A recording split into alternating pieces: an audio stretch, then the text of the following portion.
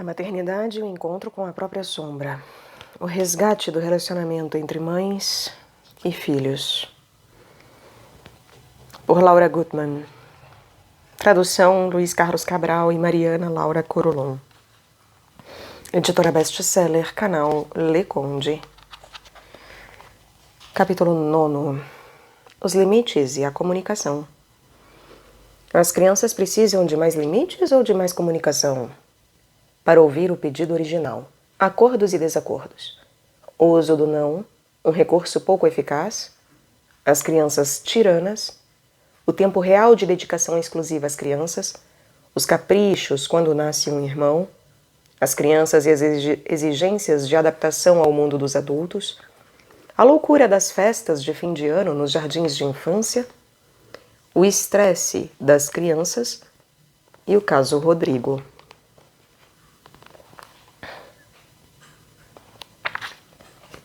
As crianças precisam de mais limites ou de mais comunicação? As crianças que não têm limites nos deixam exasperados e somos obrigados a nos deter e a nos observar. Descobriremos que somos nós, os adultos, que estamos limitados em nossas capacidades de introspecção e comunicação conosco e com os demais. O que acontece comigo? Aonde vou? O que é importante para mim? Estas e tantas outras perguntas primordiais dão sentido à nossa vida cotidiana. Se soubéssemos transmiti-las, as crianças teriam condições de nos compreender e poderíamos chegar a acordos satisfatórios para todos.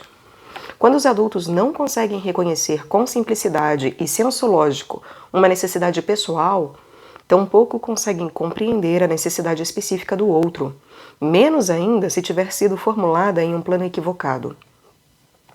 Sem que percebam, pedem o que acreditam que será ouvido, e não aquilo de que realmente precisam. Eu denomino esse fenômeno tão frequente e usado por todos nós de pedido deslocado. Por exemplo, uma mulher precisa que o marido a abrace e lhe diga o quanto a ama. No entanto, em vez de explicar a sua necessidade afetiva, ela pede que ele vá trocar o bebê. Quando um desejo é manifestado por meio de outro desejo, surge um mal-entendido. Inconscientemente, a pessoa pede algo de que não precisa e, portanto, não obtém o que deseja. E então se sente incompreendida, desvalorizada e se irrita. No plano emocional, quando não sabemos ou não podemos explicar o que está acontecendo conosco, obviamente, nada nem ninguém pode nos satisfazer. Em relação às crianças, essa situação é tão recorrente que a vida cotidiana se transforma em um campo de batalha. Acordar para ir à escola, comer, tomar banho, ir às compras, fazer o dever de casa, chegar ou sair de algum lugar, ir a um restaurante com a família, tudo parece ser uma luta travada, não se sabe muito bem contra quem. E encontramos um rótulo muito em moda, aplicável a quase qualquer situação. Esta criança precisa de limites. Por exemplo, uma criança passa por um baleiro e pede uma bala. A mãe a compra, mas logo a criança pede outra. Ou então a mãe não compra a bala e o choro se torna intolerável. Tanto na primeira situação como na segunda, a criança se viu desprovida de mãe, pois não se trata da bala. Comprar muitas balas não resolve a insatisfação, e sim de um pedido deslocado. Se formos capazes de reconsiderar o que aconteceu 5 minutos antes do conflito, constataremos que, na maioria das vezes, não estávamos conectados. Não podíamos atendê-la. A criança já fizera alguns pedidos insignificantes sem conseguir interromper a nossa atividade. E em vez de dizer, mamãe, eu quero brincar com você, ela simplesmente pede alguma coisa que acha que obterá com rapidez. Quero uma bala. O pedido incômodo tem mais chances de ser ouvido, independentemente de ser atendido ou não. O que não tem importância alguma, porque de fato, ao ganhar uma bala, a criança pede outra e mais outra. Qual é a opção diante dos pedidos deslocados das crianças? Mamãe, eu quero uma bala. Que ótima ideia! Podemos ir comprá-la juntos e aproveitar para brincar de adivinhar palavras na rua. Podemos brincar de adivinhar palavras usando as cores das balas. E respostas semelhantes. Neste exemplo, a criança está em franca comunicação com a sua mãe. E ganhar ou não a bala não tem a menor importância, pois o pedido foi compreendido e respondido em sua essência. Vejamos outro caso. Julieta, vai tomar banho. Ah, depois, Julieta. Se você não tomar banho, não vai ter televisão. Eu não tô com vontade. E você acha que eu tenho vontade de fazer o jantar? E assim por diante. Acontece que Julieta nunca soube por que a sua mãe acha importante que tome banho. A bem da verdade, os adultos também não sabem muito bem qual é a importância. Nem sabe que a sua mãe se sente só e cansada. Nunca conversaram sobre o que acontece com elas. Nem chegaram a um acordo sobre as necessidades de uma e outra. Por outro lado, a mãe está limpando e arrumando tudo, e a toda velocidade depois de um dia de trabalho fora de casa. E tomar banho é mais uma providência sem sentido. Julieta, você quer que eu a leve para tomar banho? Ah, não tô com vontade. Vamos aproveitar esse tempinho, hã? Pois depois eu tenho que preparar o jantar. O que você quer que a gente organize para o fim de semana? Eu posso chamar a Manuela? Claro, hoje mesmo eu combino com a mãe dela. Hã? Ela pode ficar para dormir aqui no sábado. E o que nós vamos comer? E assim por diante. E Julieta já estará de banho tomado. São apenas alguns minutos de atenção e interesse. Depois disso, a mãe prepara o jantar com muito mais tranquilidade. Costumamos afirmar que uma criança não tem limites quando ela pede de maneira desmedida, ou então sempre agitada, nos distrai e exige nossa atenção. No entanto, antes de julgá-la e rotular seu comportamento, deveríamos tentar nos colocar em seu lugar, nos imaginar em seu corpo e em sua confusão, impossibilitada que está de explicar aquilo de que genuinamente necessita. A criança usa o mesmo sistema confuso de pedir o que pode ser ouvido e não aquilo que na verdade deseja. E o que incomoda é sempre prioritário aos olhos dos demais. A questão dos limites, como é entendida vulgarmente, é um falso problema, pois não se refere à autoridade ou à firmeza com que dizemos não. Pelo contrário, tem a ver com estabelecer um acordo entre o desejo de um e o desejo do outro, com sentido lógico para ambos. E para isso é necessária a capacidade de ouvir, certa dose de generosidade, reconhecimento das próprias necessidades e depois a comunicação verbal que legitima e estabelece o que estamos em condições de respeitar em relação ao acordo pactuado.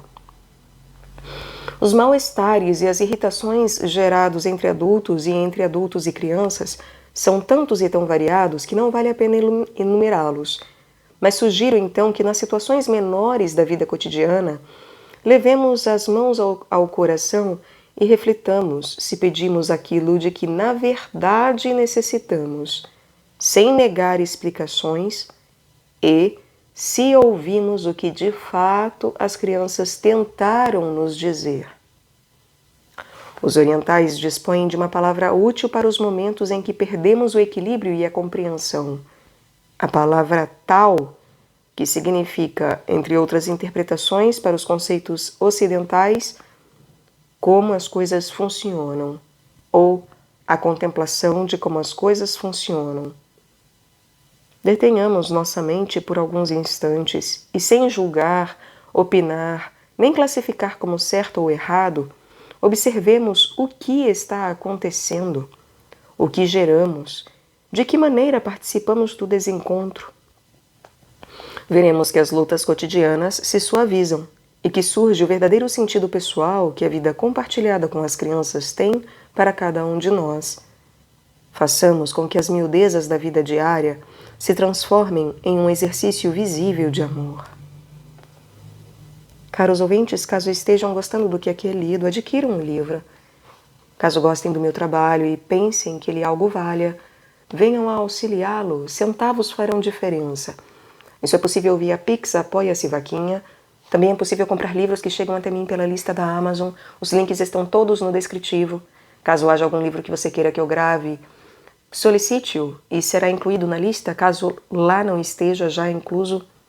E também curtam, compartilhem, comentem, inscrevam-se no canal. Tudo isso gera engajamento, faz com que esse conhecimento seja ofertado a mais pessoas, possibilitando assim também a ampliação do meu trabalho. Muito obrigada pela presença e a todos, espero que estejam tendo uma boa escuta. Para ouvir o pedido original: acordos e desacordos.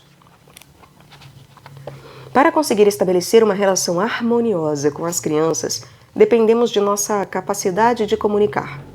A falsa questão dos limites está intimamente relacionada com o exercício da verdade. Como vimos no capítulo anterior, a verdade se refere ao que acontece, mas, sobretudo, ao que acontece comigo. E saber o que acontece comigo não é tarefa simples.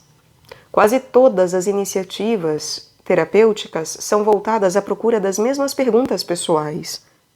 Quem sou? O que posso fazer com as minhas recordações e vivências primárias? Qual é a minha missão no mundo?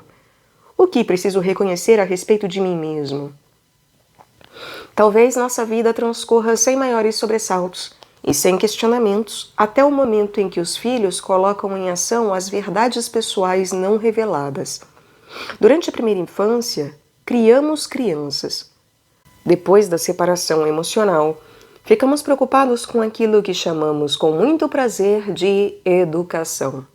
Perguntamos-nos como devemos fazer para que nossas crianças se comportem bem, sejam amáveis e educadas, e possam viver de acordo com as regras de nossa sociedade. No entanto, esses resultados não dependem tanto de nossos conselhos, e sim daquilo que as crianças vivem no contato emocional genuíno conosco. Para isso é preciso haver um trabalho permanente de introspecção. Não posso contar o que acontece comigo se não sei o que acontece de verdade.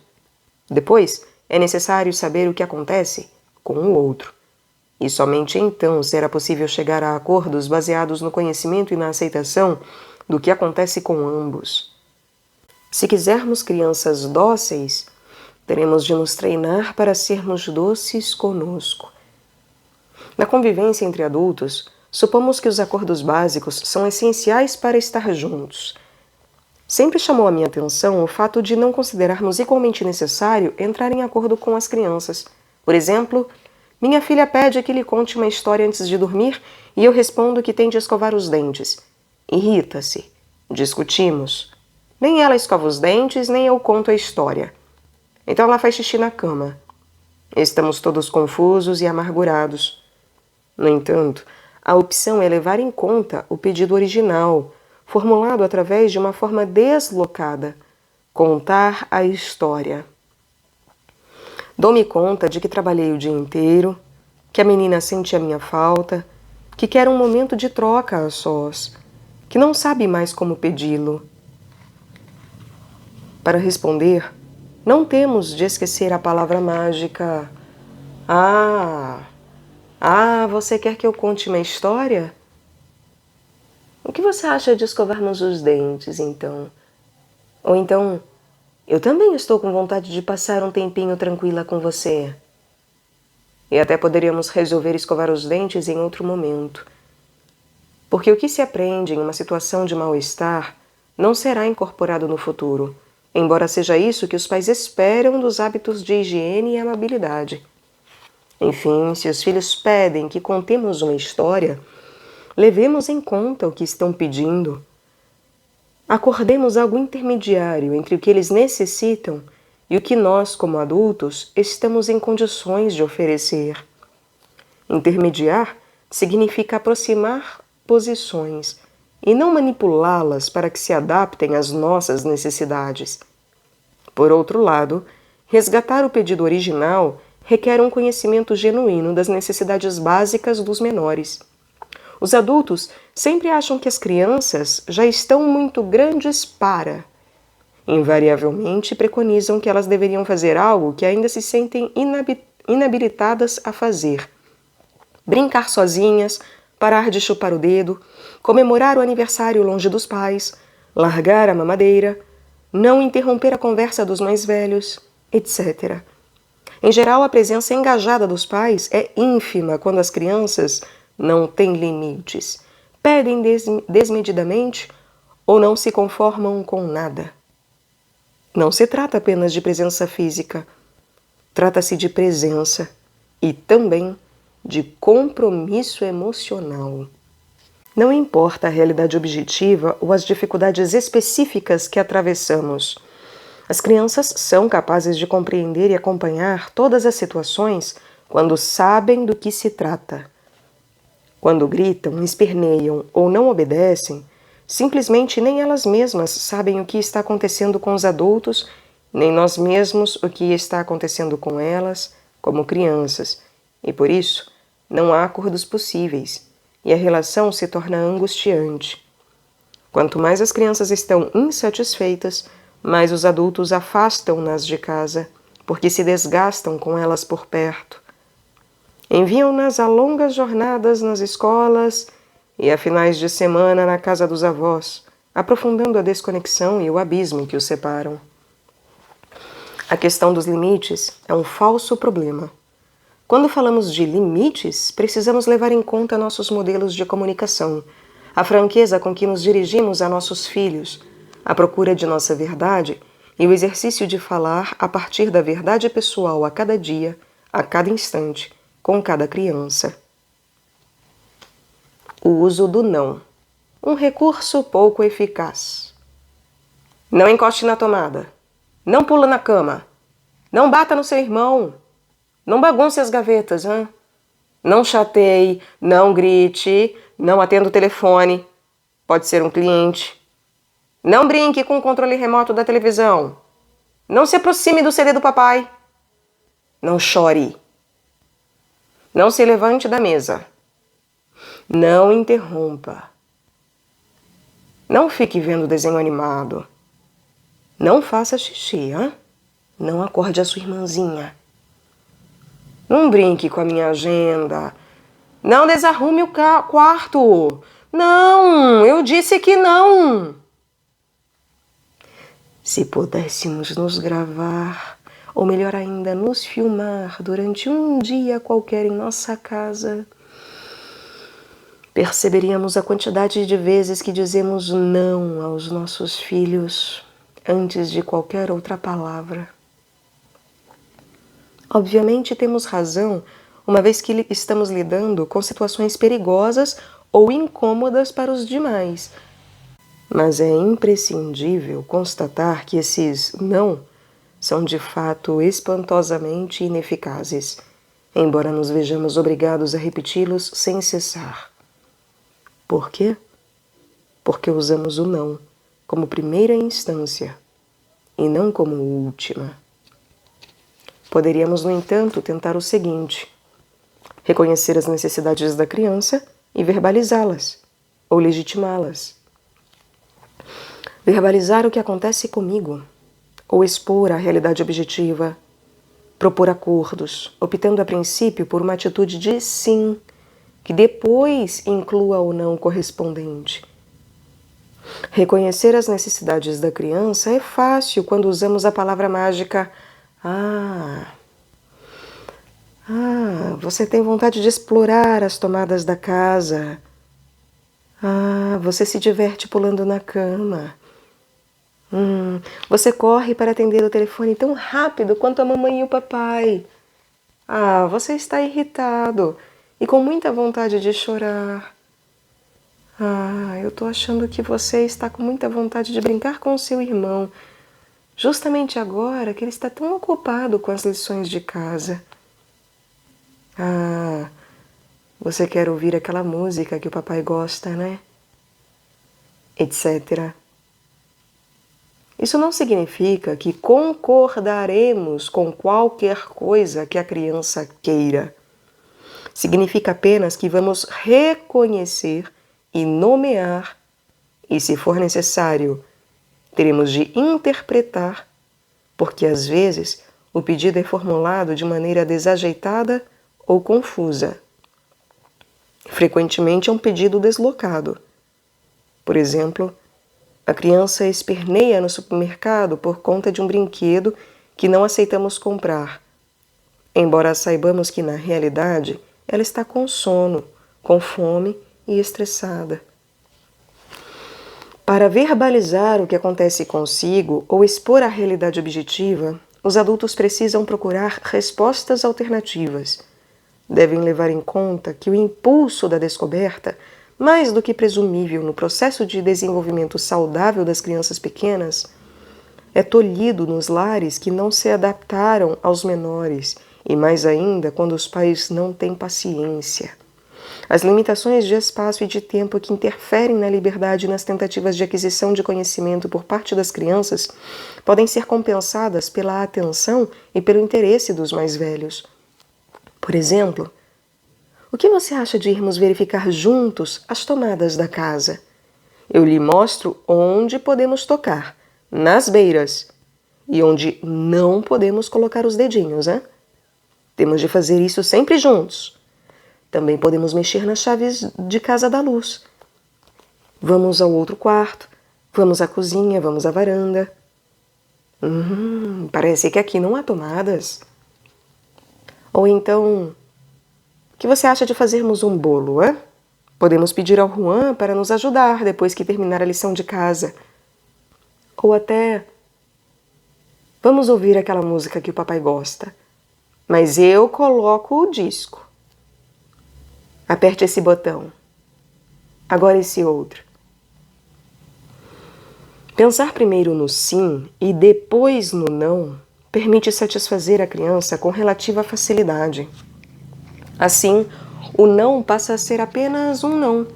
Não adquire dimensões de privação da totalidade de seu ser. Há coisas que podem ser feitas, sim. Basta ter um pouquinho de vontade. Estabelecer acordos é possível quando reconhecemos e nomeamos as necessidades e os desejos de ambos. E como se consegue isso? Nos comunicando. Quem tem de fornecer as palavras adequadas? O adulto. Por exemplo, eu entendo que você está com muita vontade de desenhar na minha agenda, mas para mim é muito importante que ela fique limpa. Hein? O que você acha de desenharmos juntos nesse caderno aqui? Ou então, Você passou o dia inteiro me esperando, também esperou seu irmão, e aqui em casa estamos todos ocupados. Deve ser muito frustrante sentir que ninguém se ocupa realmente de você. E eu estou esgotada. Mas se nos deitarmos um pouco juntos, poderemos cantar umas músicas até dormirmos. E aí amanhã acordaremos um pouquinho mais cedo para brincar, tá bom? Todas essas opções requerem um mínimo de dedicação. E esse é todo o segredo para que se obtenham bons resultados.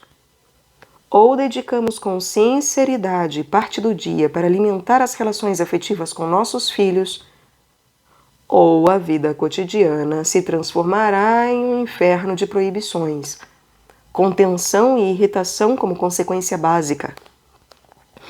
Porque as crianças terríveis são filhas de pais que olham para o lado oposto. Finalmente, são decisões pessoais. Não há crianças difíceis. Há adultos que optam por destinar prioritariamente atenção e energia a outros assuntos.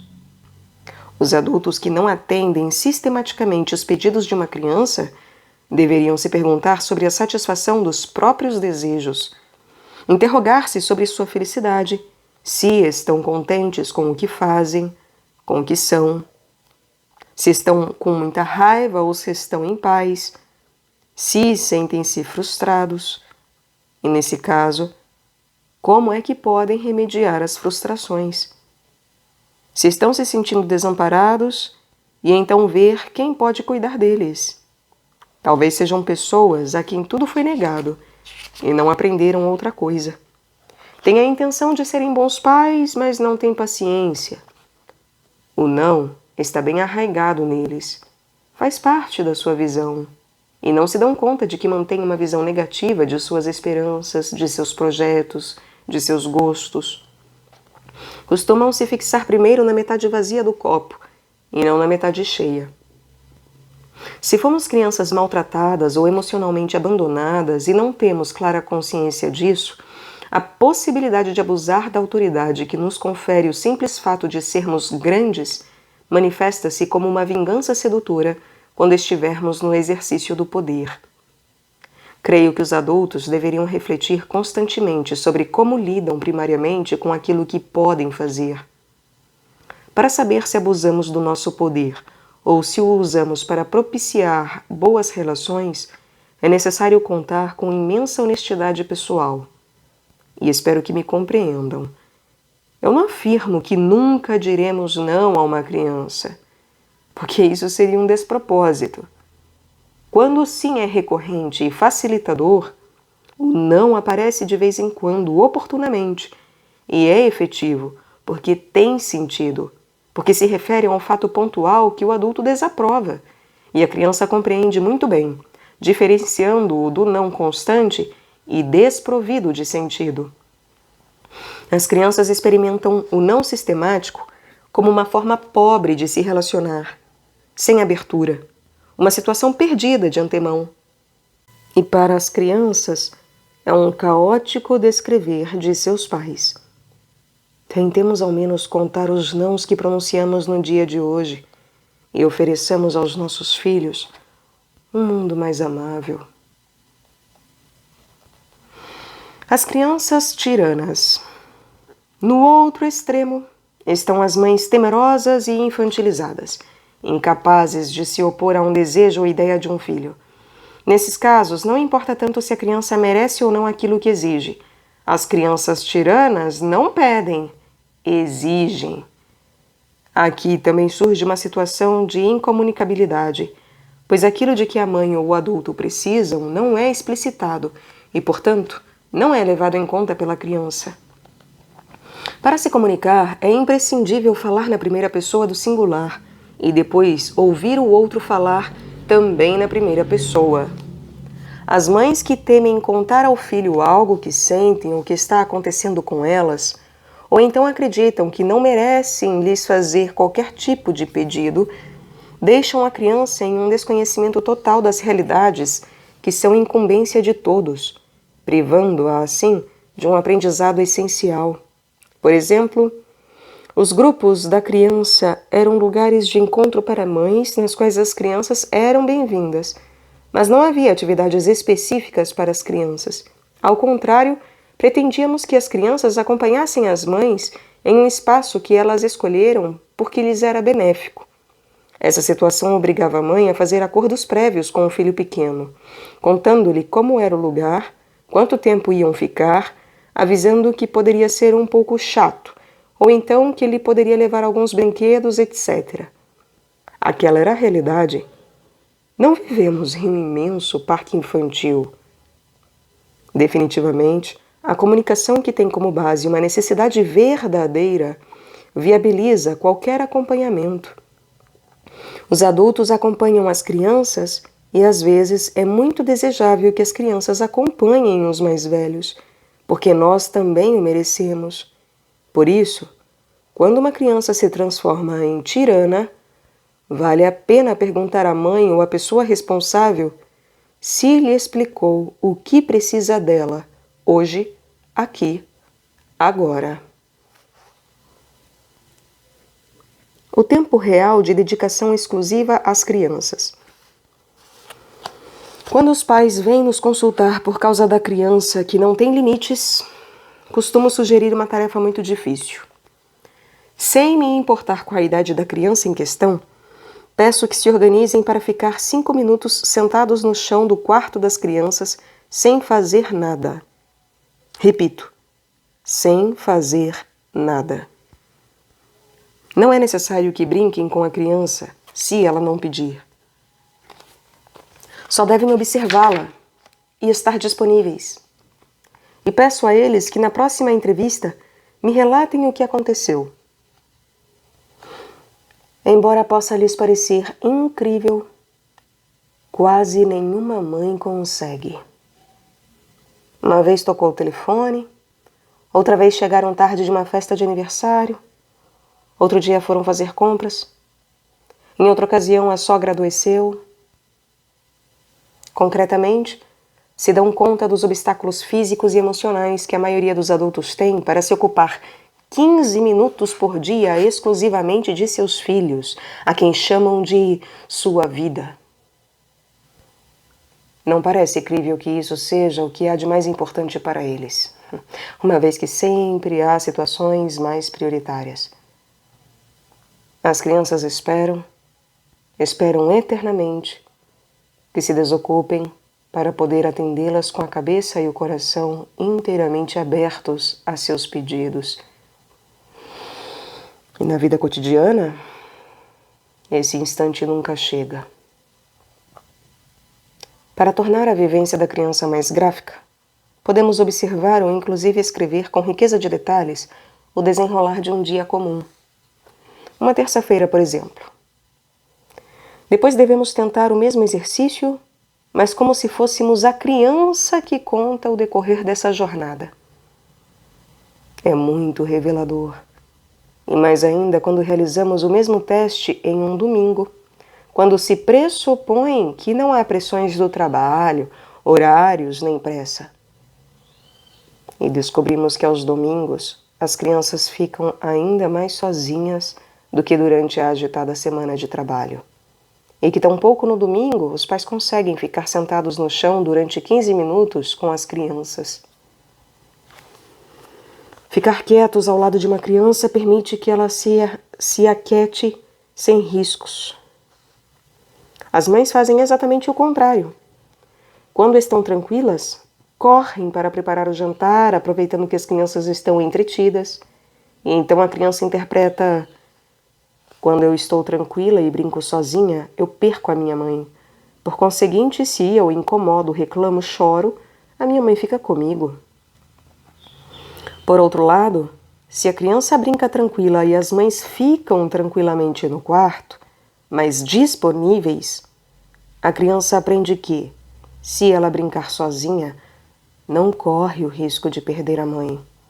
Ou seja, ela brinca sozinha, mas não está sozinha. É uma pequena, grande diferença. Não é uma perda de tempo parar alguns instantes a cada dia. embora aparentemente a criança não fale conosco nem nos peça nada de concreto. Porque o que apreende é a capacidade de se satisfazer sozinha, de se acalmar, de saber que pode pedir qualquer coisa a partir do pedido original, que será ouvido e contemplado. E não se transformará em uma criança sem limites, mas em uma criança que comunica o que acontece com ela. Lamentavelmente, hoje em dia está muito na moda falar de limites. De fato, sou convidada com frequência a dar conferências sobre os famosos limites. Mas chegou a hora de abandonar a soberba e o autoritarismo e se voltar para dentro de nós mesmos. De investigar e encontrar o que não compartilhamos com as crianças, mas, acima de tudo, o que nos negamos teimosamente a admitir. Em geral, tem a ver com as limitações afetivas dos adultos, limitações que os impedem de se relacionar com a alma aberta.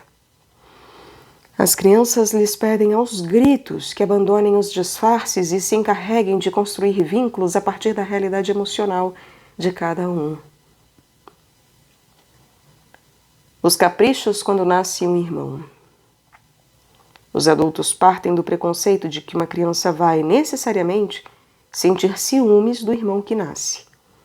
Então, qualquer atitude, incômodo, tristeza ou comportamento desembocará na interpretação previsível dos ciúmes. No entanto, aprende-se a sentir ciúmes, a sobrar, ou aprende-se a amar, a somar, de acordo com os modelos de comunicação. E os pais precisam refletir a respeito.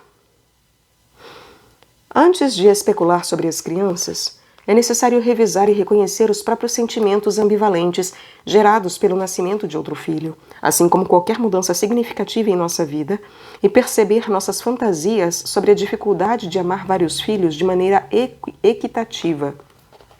Por essa razão, a doutora Françoise Dolto, pediatra e psicanalista francesa já falecida, costumava dizer que o coração das mães é multiplicado a cada filho que nasce. Eram palavras pertinentes diante da sensação das mães de não serem capazes de amar o outro filho com a mesma intensidade com que amavam seu pequeno tesouro já nascido. Essa construção imaginária que as mães tramam com tanta frequência não se sustenta na realidade, mas sim nos temores primários e no desconhecimento que surgem em cada nova experiência. Às vezes, a sensação de prazer está ligada ao medo, à alegria, à preocupação. Esses sentimentos contraditórios são legítimos. O problema reside em elas tenderem a reconhecer em si mesmas apenas seus aspectos positivos, atribuindo aos filhos maiores os negativos. Desta maneira, aquele que sente ciúmes é sempre o outro. O que se comporta mal ou está impaciente ou irritado é a criança. Por outro lado, espera-se que as mães estejam sempre felizes, radiantes, satisfeitas. E fica claro que projetam sua polaridade, localizando o polo negativo no irmão maior que incomoda. Compreendo que se trata de um funcionamento familiar. Seria mais saudável que todos nos encarregássemos da parte da alegria e da parte de frustração, que cabem a cada um diante do nascimento de um novo membro da família. Porque todos têm o direito de sentir o que sentem. As mães também têm raiva, ou sentem desamparo, mesmo nos momentos que consideram mais felizes. E só assim poderão permitir que seus filhos maiores explodam de alegria, mesmo quando se espera deles o contrário. Bem, o que acontece quando uma criança fica insuportável depois do nascimento do irmão?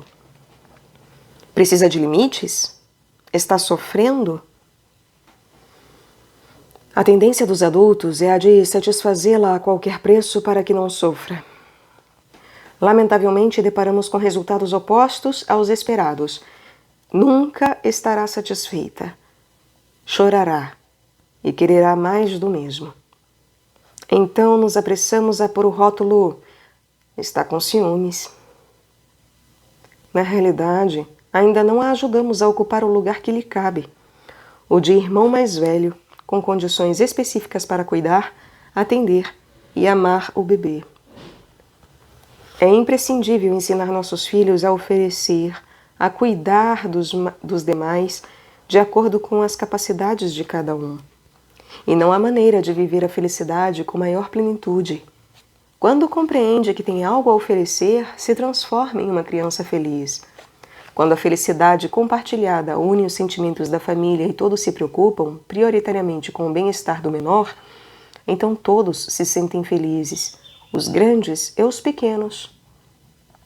O nascimento de um bebê permite aos adultos exercer a tarefa de fortalecer a fraternidade, colocando os irmãos maiores no lugar destacado que ocupam na visão dos menores.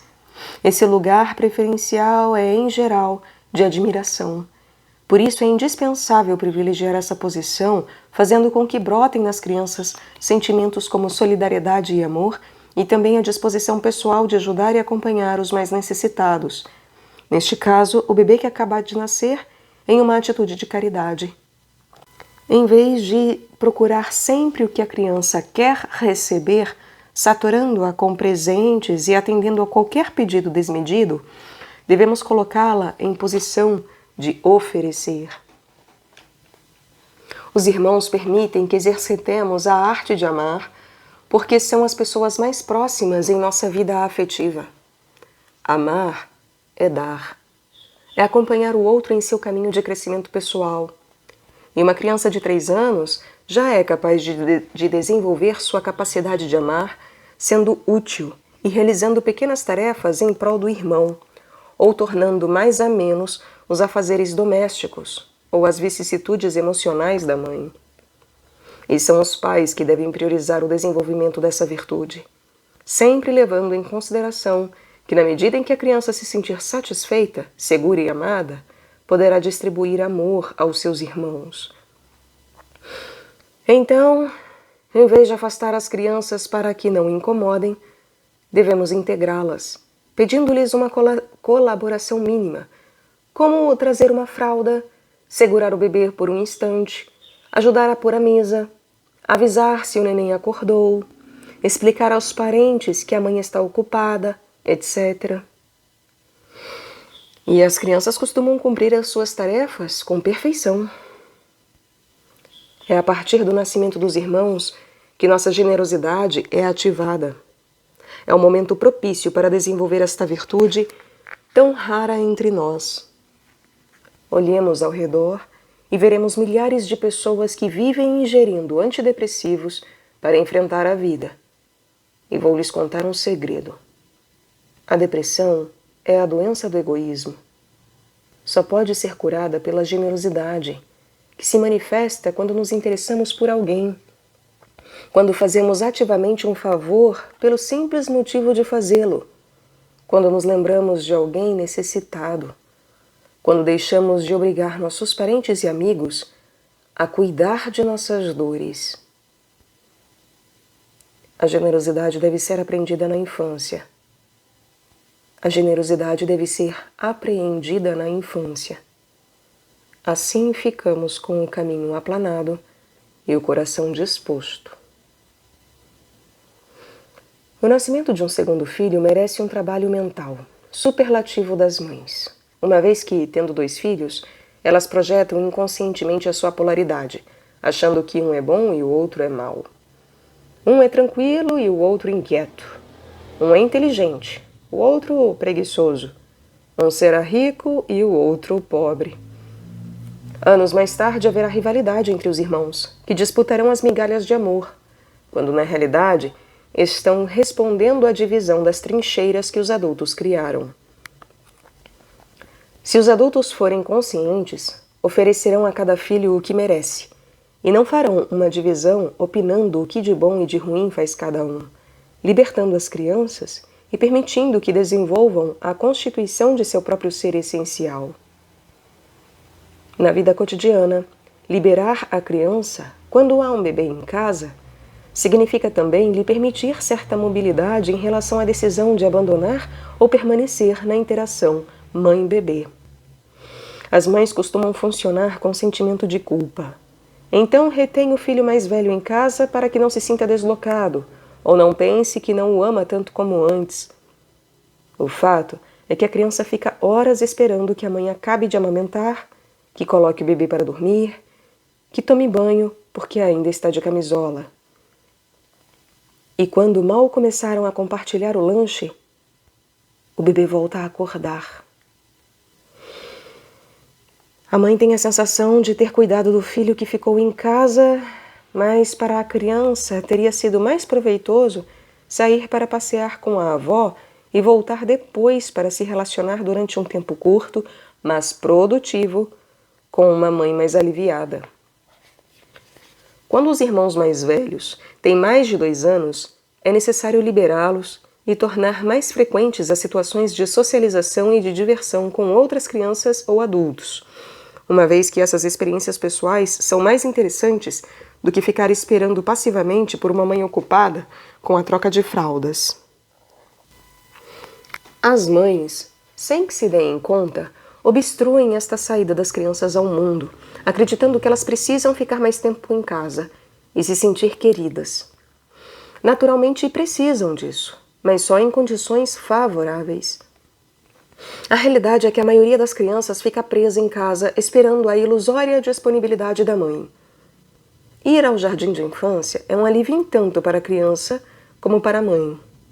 Organizar passeios com amigos, participar de atividades extraescolares, de excursões e festas, a liberam, uma vez que, mesmo que esteja feliz com o irmãozinho, as relações com os outros são muito mais interessantes. Esta é uma excelente oportunidade para os pais colaboradores. É aqui que a função paterna pode ser cumprida plenamente.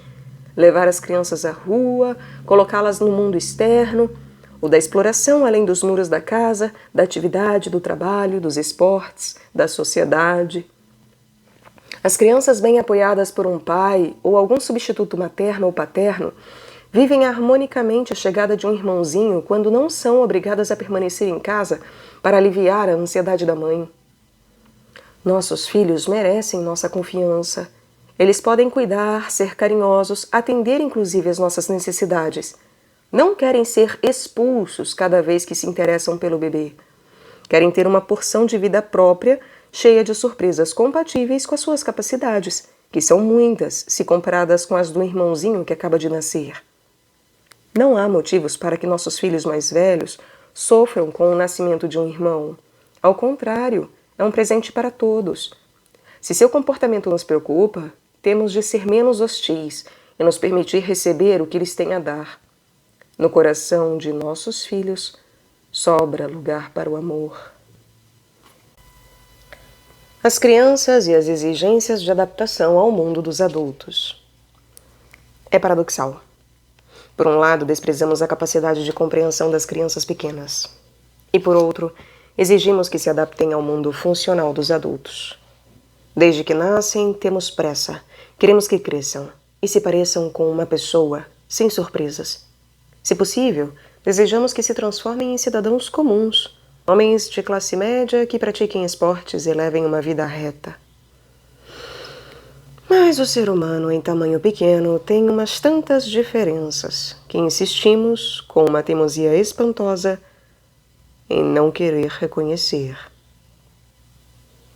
Temos maior capacidade de observar outras espécies, animais e vegetais, do que a nossa própria espécie. E, de fato, em alguns dos muitos canais de televisão existentes, sempre podemos encontrar uma pesquisa interessante sobre as diversas manifestações da natureza, mas, por outro lado, raramente um programa sério sobre a vida das crianças pequenas. Parece que elas não nos interessam tanto. As crianças humanas se caracterizam por uma evolução muito lenta. Sua capacidade para se constituírem como seres emocionalmente independentes exige prolongado acompanhamento. Lento e prolongado em relação a quê? Creio que em relação à organização social masculina. As mulheres ingressaram no mundo do trabalho e das relações sociais e começaram a ganhar dinheiro e a gerar espaços de reconhecimento usando cânones masculinos, rápido, seguro e efetivo e rentável, e estão obtendo algumas satisfações. A grande contradição surge quando a criação dos filhos e seu lugar social no mundo se superpõem. Gostaríamos que nossos filhos pequenos também se adaptassem à velocidade do milênio, pois agora todos esperam fascinados o que virá. Ainda que, além dos avanços tecnológicos, venha mais do mesmo. Maior desconexão, um mundo cada vez mais competitivo e menos tempo para esperar o desenvolvimento natural do bebê humano. As tendências em matéria de educação o confirmam.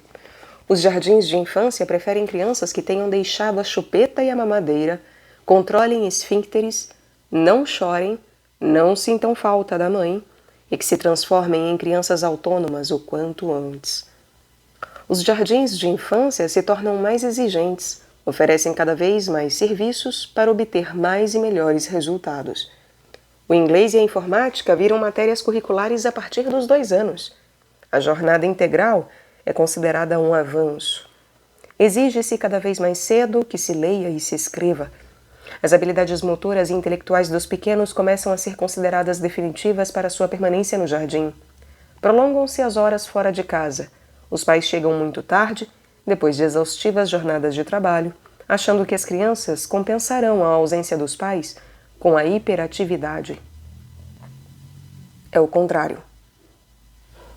Quando os pais trabalham muito, os professores e profissionais devem recomendar instituições menos exigentes, mais atentas ao carinho, ao contato humano, à atividade corporal, à diversão e ao ar livre. Quando os pais estão muito presentes em tempo e dedicação ou olhar exclusivo, então talvez as crianças estejam mais preparadas para instituições muito exigentes em relação aos resultados intelectuais. Ao ocupar espaços institucionais, não podemos perder de vista a realidade emocional que cada criança vive no seio de sua família. Há crianças esgotadas que não encontram repouso nem na escola nem no lar, uma vez que devem responder bem aos 2 ambientes que conformam o seu mundo. Ou seja, segundo as exigências do tempo que corre. Estamos perdendo de vista a natureza da criança humana. São seres que precisam de contato, intimidade, brincadeira, momentos de não fazer nada, de estar simplesmente no colo. Merece que sejam respeitados os seus ritmos de sono e de vigília, e de estar com o outro e permanecer, e usar chupeta, e ser mimados, e ficar à toa, e perder tempo. Enfim, merecem ser bebês, ser criança. Os adultos podem adotar a velocidade quando gostam ou lhes faz bem, mas impô-la às crianças leva-as a pagar um preço muito alto. A aflição para que cheguem mais depressa e mais longe sem saber muito bem aonde, para que saibam mais e estejam mais bem preparadas para o futuro ameaçador, parece uma piada surrealista. O futuro ou o êxito das crianças em uma sociedade competitiva depende mais da estrutura emocional, do amor, do olhar, da proteção, da compreensão de seu ser criança e da brincadeira criativa, do que do inglês que possam aprender aos 4 anos. Ou da escola extremamente prestigiada que, por interesse econômico, abriu espaço para jardim de infância, sem que tivesse conhecimento real das necessidades afetivas dos pequenos. Mais tarde, e estou falando de alunos de escola primária e de adolescentes, os pais poderão optar por um colégio mais difícil, exigente e competitivo, que não ofereça riscos ao seu desenvolvimento. Mas quando se trata da escola maternal ou do jardim de infância, os pais, os professores e os profissionais de educação têm a obrigação de não enganar e não se deixar enganar. Uma criança pequena tem o direito de viver como criança, agitando-se entre fadas e duendes e transformando com a sua varinha de condão em príncipes e princesas tudo o que a cerca. As escolas maternais e jardins de infância deveriam acompanhar esses processos, informando aos pais que o jardim será maravilhoso se as crianças também puderem passar muito tempo em casa, em contato com a família, sem outra obrigação que não seja a de serem elas mesmas. Para isso, são necessários adultos que tenham vontade de se comprometer com o mundo interior, ao qual serão levados, inevitavelmente, pelas crianças. comprando menos brinquedos, assistindo menos televisão, brincando menos com o computador e pedindo às crianças que os ajudem a varrer a casa ou a pôr a mesa, porque brincar de mãe com a própria mãe é pura magia. A loucura das festas de fim de ano nos jardins de infância. E os pais e os professores já pensaram sobre a dimensão adquirida pelas festas de fim de ano? É surpreendente que, quase sem distinção, escolas públicas ou particulares, escolas que trabalham com populações ricas ou de poucos recursos, com excelentes propostas pedagógicas e outras, se assemelhem tanto no desespero de mostrar aos pais aquilo que as professoras são capazes de fazer com os seus tesourinhos. Devemos refletir também sobre o fato de que chegar ao final do ano implica a representação teatral de alguma coisa, e quase sempre usando fantasias que as crianças menores invariavelmente resolvem descartar segundos antes de subir no palco. As professoras conseguem, com esmero e encanto, atravessar o evento com nervos de aço, uma vez que dão sua vida pelo brilho de cada pequeno. Terminar o ano pressupõe para as docentes entregar uniformes, preparar pastas, conceder entrevistas, além de ensaiar, fazer acertos com costureiras e adicionar um sem número de horas extras de trabalho à sua folha de serviços para que o espetáculo das crianças atenda às expectativas dos pais e esteja à altura do prestígio da instituição. E as crianças? O que acontece com elas? Algumas desfrutam muitíssimo. Outras passam por um estresse inimaginável para os adultos. Outras urinam nas calças. Outras ainda choram no pior momento. Outras ficam duras no palco, aterrorizadas pelas luzes e mortas de calor sob a roupa de arvorezinha. Algumas se negam categoricamente a subir no palco, entre as explicações amáveis da professora e o pedido suplicante da mãe, que prefere não decepcionar o pai que espera com a filmadora ligada. Há crianças que passam uma semana com dor de barriga. Há quem se desespere quando cai ou deixa cair uma pétala de papel crepom. Algumas esquecem a música. Outras se destacam por suas aptidões histriônicas e são muito aplaudidas. Enfim, os flashes se superpõem a todos e todos querem voltar para casa, torcendo como loucos para que o pesadelo acabe. Eu prefiro minimizar a gravidade desses fatos, uma vez que essas encenações fazem parte da normalidade. No fim das contas, não é tão terrível assim atuar no fim do ano. Todos o fazem em todas as escolas. E por que se haveria de modificar algo? A proposta é admitir a elaboração de pensamentos autônomos. Os adultos devem pensar em como gostariam de festejar o ponto máximo de um processo que compartilharam dentro de uma instituição. O que significa chegar ao fim do ano? Quem estão festejando? Em princípio, qualquer situação que não seja expor as crianças para consumo da vaidade dos adultos é bem-vinda. Por que não organizar um churrasco, fazer uma quermesse com a participação de todos, contar histórias, dançar cirandas, ensinar canções, pais e filhos pintarem juntos, jogar bola, brincar com água, trocar experiências, fazer um piquenique? Por que os pais não oferecem um espetáculo às crianças, se fantasiando e fazendo uma surpresa? Os adultos podem decidir se querem expor ou não o seu corpo ou habilidades expressivas. Eu falo da submissão, disfarçada pela alegria e pelos aplausos, imposta a muitas criancinhas. Envolvidos pela ferocidade do festejo, os adultos não se dão conta de que essa não é a forma de brilhar que elas necessariamente preferem. A liberdade de pensamento consiste em admitir que se pense ou se sinta algo diferente daquilo que a maioria definiu como bom ou desejável. Lamentavelmente, as megafestas dos jardins de infância são normais, de forma indiscutível. As crianças menos ouvidas por suas famílias, menos levadas em consideração em sua condição de crianças, são mais vulneráveis na hora de aceitar a maior exposição pessoal. Às vezes, as professoras se deixam fascinar pela facilidade com que algumas crianças se dispõem a representar.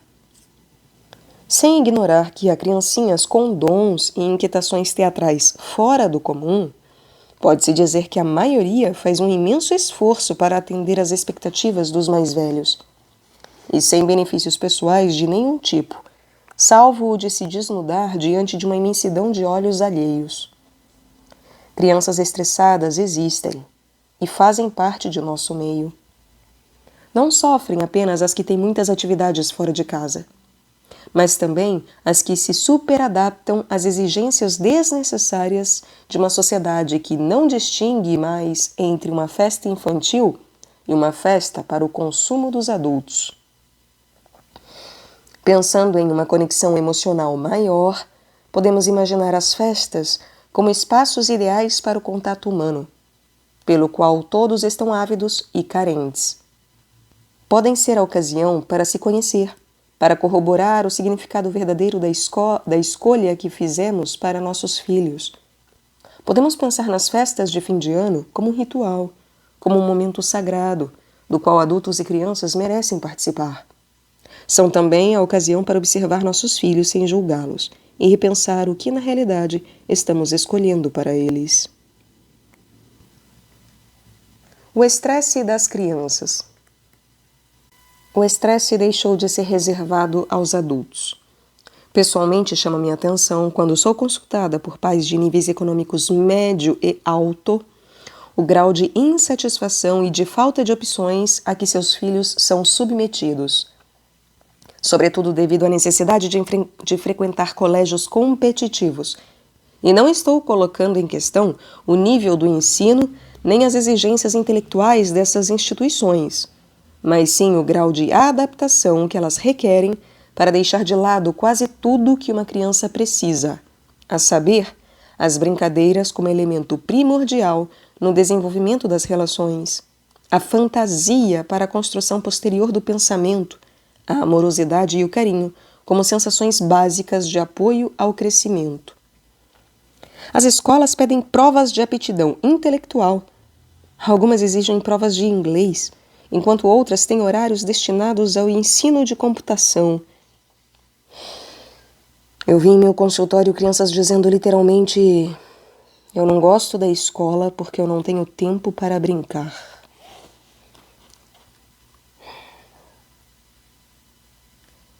Os pais, atendendo às suas próprias inseguranças emocionais, acreditam que, ao escolherem e pagarem os melhores colégios, garantirão um futuro bem-sucedido para os filhos.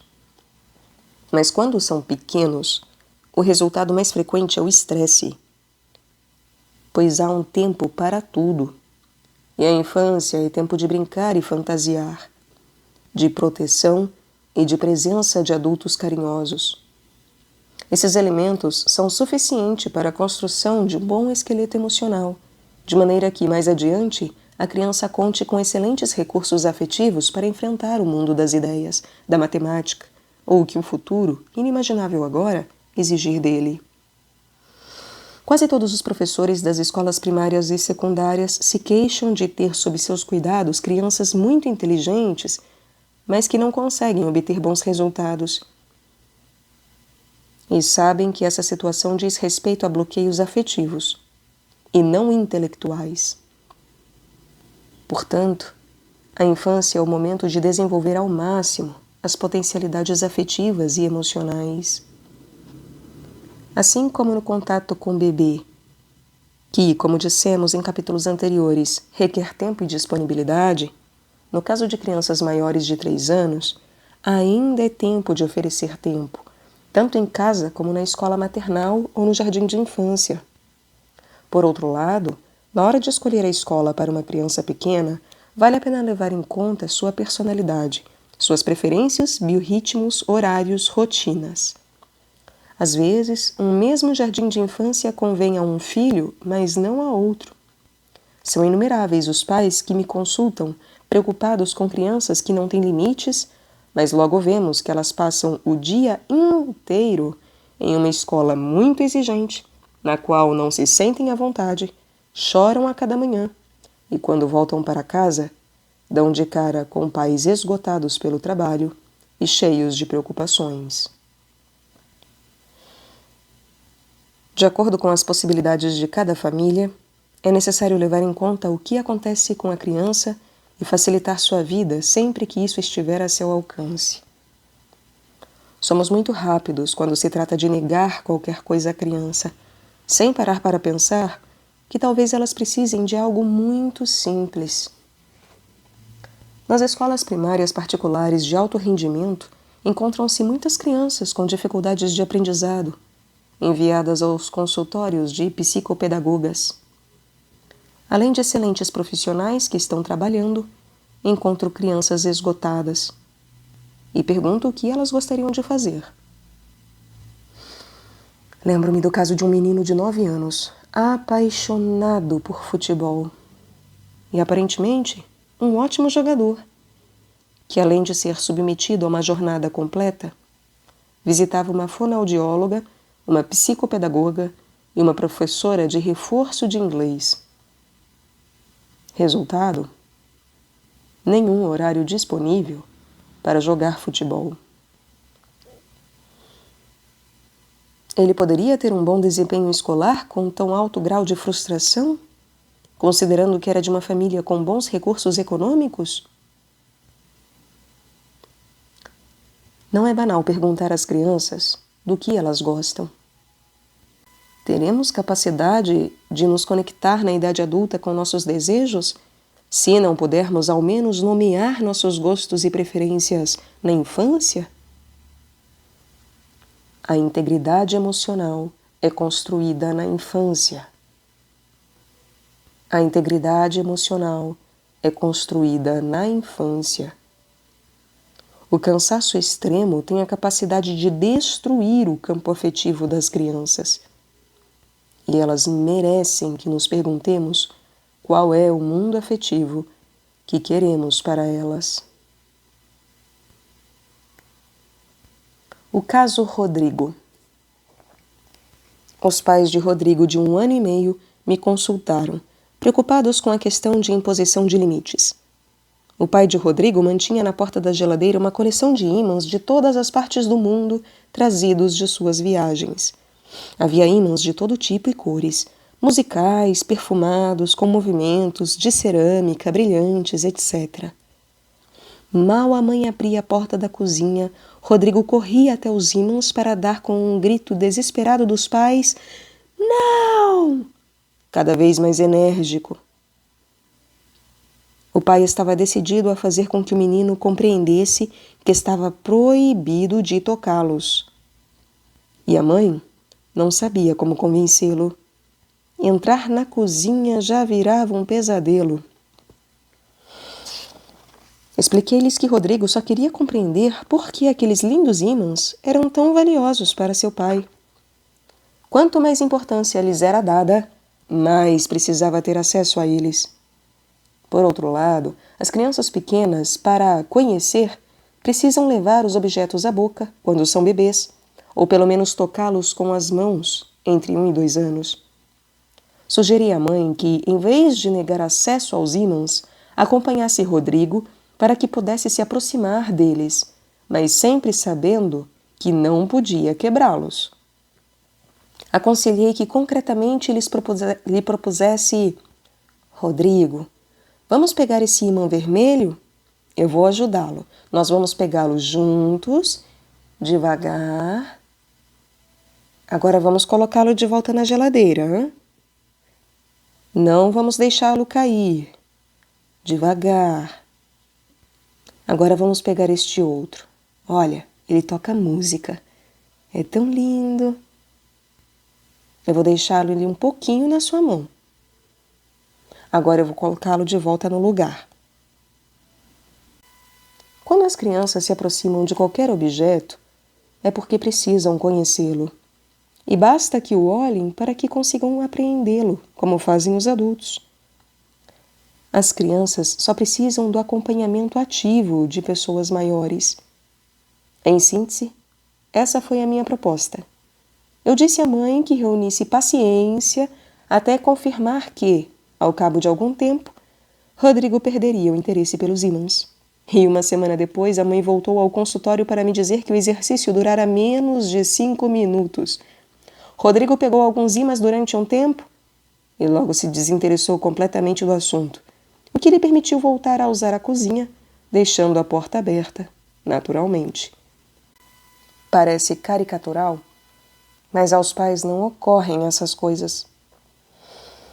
Ficamos irritados com o comportamento de nossos filhos pequenos, às vezes por causa da teimosia e da imaturidade com que nos administramos. Nós, que supostamente somos adultos.